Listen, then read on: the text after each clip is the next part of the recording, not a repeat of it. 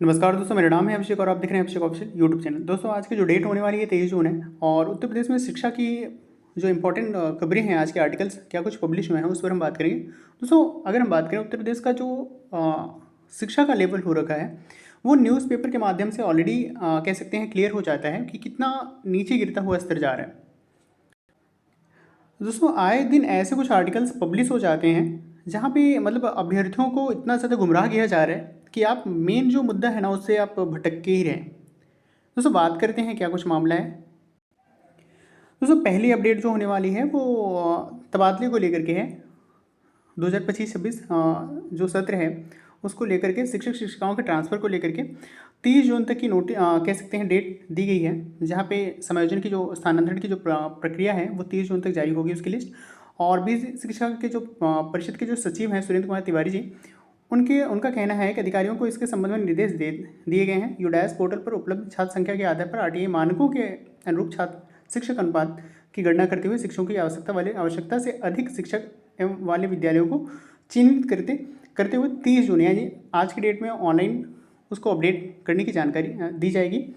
और साथ में 24 से 26 जून तक, दोस्तों अगर हम बात करें 24 से 26 जून तक क्या करना होगा कि ऑनलाइन आवेदन लिए जाएंगे और 27 जून तक बेसिक कार्यालय में जमा हो गई वो उसकी छायाप्रति, और 28 जून तक ऑनलाइन सत्यापन और डाटा लॉग किया जाएगा और 30 जून तक विकसित सॉफ्टवेयर के माध्यम से जून यानी 30 जून तक स्थानांतरण की प्रक्रिया कंप्लीट होगी। तो पहली जो अपडेट है वो स्थानांतरण को लेकर के है।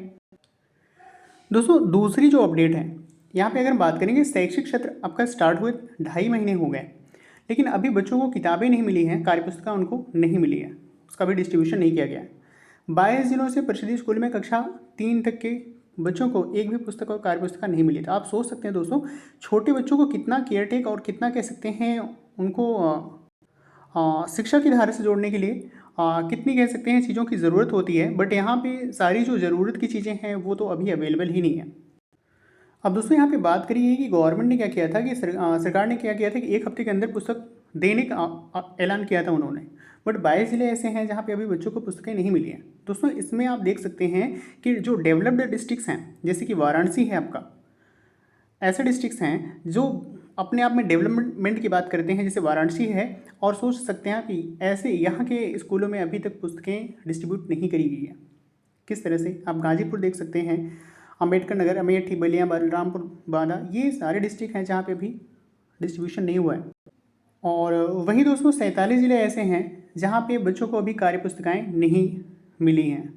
तो आप देख सकते हैं जहाँ पे बड़े बड़े वादे किए जाते हैं और इस वादे को लेकर के ही सरकार ने एक प्लान लाया है स्कूल को मर्ज करने का, और ये बहुत तेज़ी से प्रोसेस चल रहा है। अभी आगे की हम खबर में बात करते हैं तो उसको देखते हुए आप देख सकते हैं कि कितना अच्छा इनका रिस्पॉन्स है और किस तरह से ये डेवलपमेंट की बात करते हैं, एजुकेशन के स्तर को मेंटेन करने का काम करते हैं। शिक्षक छात्र अनुपात को इतना इन्होंने बराबर कर लिया है कि चीज़ें अभी भी खैर। नेक्स्ट दोस्तों, जो तीसरी इंपॉर्टेंट कह सकते हैं खबर है, बात करें इस पर तो तैयार हो रहा है प्रारूप, 50,000 से अधिक पदों पर होगी भर्ती। दोस्तों, अब ये आर्टिकल्स को पब्लिश करने का क्या मकसद है, न्यूज़ यानी प्रिंट मीडिया का, या फिर कह सकते हैं एक तरफ आप लगे हुए हैं, आपकी जो प्लानिंग है आप लगे हुए हैं स्कूल को मर्ज करने में, स्कूल को ख़त्म करने में आप लगे हुए हैं, और दूसरी तरफ आप एक ऐसा आर्टिकल यहाँ पे पब्लिश कर देते हैं कि जहाँ पे 50,000 से अधिक पदों पर होगी भर्ती। दोस्तों, पीएबी रिपोर्ट आई और उसमें इन्होंने 1,81,000 समथिंग पदों की कह सकते वैकेंट हैं उन्होंने माना। फिर क्या होता है कि एक कोरिगेंडम आता है, यानी कह सकते हैं संशोधन पत्र आता है, उसमें क्या होता है कि 1,81,000 नहीं 1,37,000 पोस्ट हैं। इन्होंने क्या किया था, जूनियर की पोस्ट को यानी वैकेंट सीट को डबल काउंट कर लिया था। फिर ये कहते हैं कि हमारा जो शिक्षक छात्र अनुपात है वो बराबर है। रेशियो की बात करें तो 22:1 यानी 22:1 है, ठीक है। तो यहाँ पे फिर आप ये आर्टिकल पब्लिश करने का मतलब मुझे समझ नहीं आ रहा। आप एक तरफ कहते हैं कि हमारे पास शिक्षक छात्र अनुपात बराबर है तो हम अभी वैकेंसी नहीं दे सकते हैं।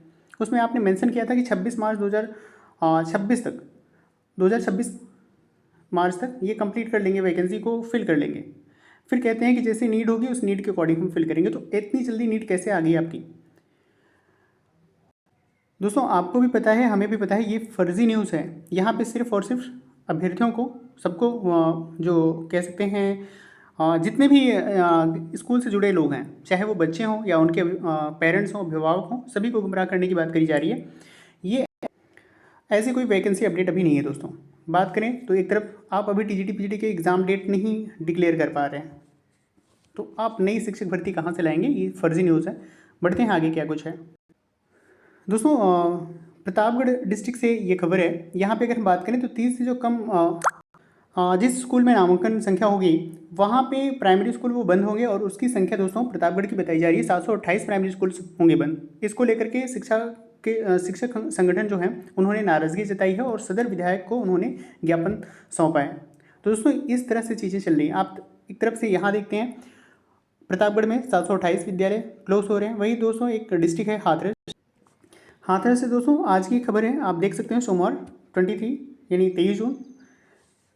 यहाँ पे दोस्तों हाथरस में 81% विद्यालयों को बंद करने का यानी बच्चों को शिफ्ट करने का यहाँ पे यानी एक तरफ से कह सकते हैं मर्ज किया जा रहा है।